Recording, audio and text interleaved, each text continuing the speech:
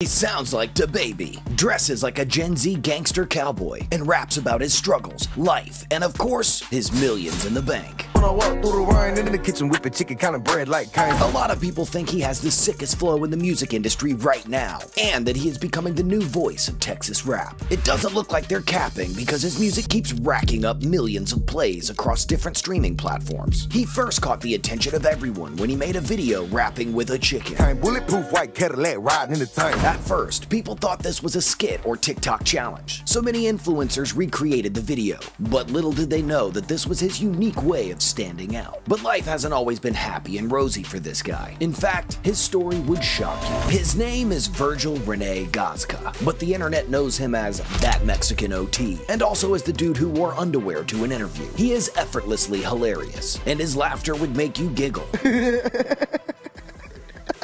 He's so easygoing and real that you'd think he's a comedian. Like many rappers, OT didn't wake up one morning out of nowhere and become famous. You see, he's one of the few rappers who can brag music has been in his blood, because his uncles were rappers and his parents always wanted him to grow up and be a rapper too. At 4, he had already started rapping. I started rapping when I was like 4 though. I wrote my first song ever when I was like 8. And by 10, he was already in a recording studio. You remember what the first song you made was at 10? Yeah, I was in love with this fucking girl. So it's really no surprise that people are going crazy over him. Many of his listeners say he's what you get when you mix a little bit of DaBaby plus a little bit of Kevin Gates. Meanwhile, others are calling him a DaBaby ripoff for impersonating DaBaby with his flows. Yeah, I won't keep her, I'd rather be free with her. Give her back to the streets, keep it. As you know that I rewind it, I play it, and then we bring it back. His rap beats, and of course, the grills. The backlash from people became so much that OT had to address it one time. People be like, oh, Mexican OT sounds like Kevin Gates, it sounds like DaBaby. Right.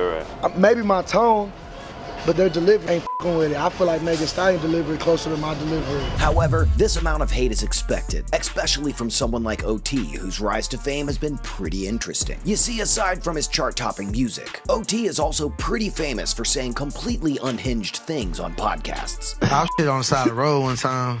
I was walking to the complex and I was like, I just had the BGs and I couldn't hold it.